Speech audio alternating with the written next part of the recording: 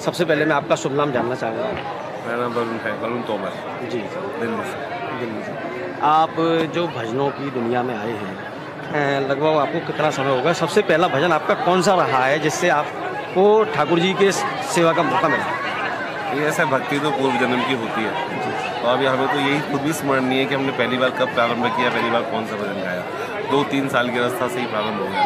पहले तोतली वाणी में प्रारंभ हुआ, उसके बाद सरल वाणी में प्रारंभ हुआ, फिर सहज वाणी में जैसा भी है वो श्री ठाकुर जी को लाड लड़ाने के लिए हम लोग गाते हैं। हमारा ये व्यवसाय नहीं है, हम निष्काम कीर्तन करते हैं जिसमें हम धन नहीं लेते लोगों से, केवल भगवत नाम का प्रचार प्रसार करने के लिए हम लोग सब उत्सव करते हैं। श्री प्रिया जी के अनेकों उत्सव हैं, ठाकुर जी के, प्रिया जी के, लाल जी के उत्सव भजन संध्या इत्यादि सब करते हैं, लेकिन भाव केवल एक है, भगवत नाम का प्रचार करना और लोगों में भगवत नाम की और श्री ठाकुर जी के उत्सवों की सच में एक प्रचार होना और भक्ति को जागृत करना भाव।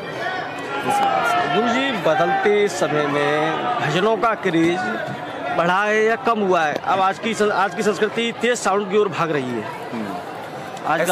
ऐसा है कि ठीक है कि आधुनिकता का समय है और ऐसा समय हमेशा परिवर्तित रहता है।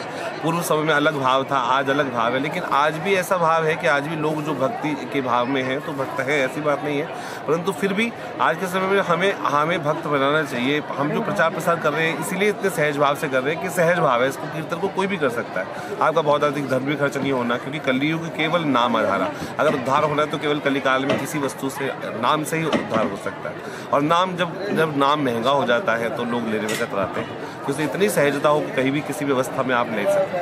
तो उसके लिए प्रचार करना चाहिए और जितने यंग बच्चे हैं, युवा हैं, उनको भगवत नाम का प्रचार प्रसार करना चाहिए और करते भी हैं। और आधुनिकता का भाव तो है ही, लेकिन हमें मर्यादित होकर करना चाहिए। मैंने आज प्रारंभ में भी कहा कि भगवान कहाँ मिलते हैं। भगवान ने स्वयं कहा कि जहाँ मेरे भक्त मेरे नाम का कीर्तन करते हैं मैं वहाँ होता हूँ। अगर भगवान वहाँ है तो वहाँ हर प्रकार की मर्यादा होनी चाहिए। वहाँ पे चलने की मर्यादा, बोलने की मर्यादा, खाने की मर्यादा, गाने की मर्यादा, नृत्य करने की मर्यादा। तो उसी भाव से लोग करते हैं और कर भी रहे हैं। आधुनिकता का विषय है, जैसे भी जुड़े उनको जोड़ना चाहिए, किसी भी भाव से जुड़े तो भगवत नाम में, क्योंकि ये हमारे संस्कार है। अगर हमारे संस्कार पुष्ट रहेंगे तो हम आगे हमारी संस्कृति पुष्ट रहेगी, हमारा अपना परिवार भी सुंदर रहेगा। संस्कार वही तो हम दे पाएंगे, लेकिन आज ना तो माँ बाप अपने बच्चों को देना चाहते हैं, भगवान के बारे में ना बताना चाहते हैं, ना आगे प्रचार प्रसार होता है। तो इसलिए और धर्म आगे बढ़ रहे हैं, हमारा धर्म पीछे चल रहा है। गुरु जी, जितने पदावली आप सुनते हैं, पद श्रवण करते हैं जितने भी आप, तो वो पद सोचकर नहीं लिखे गए।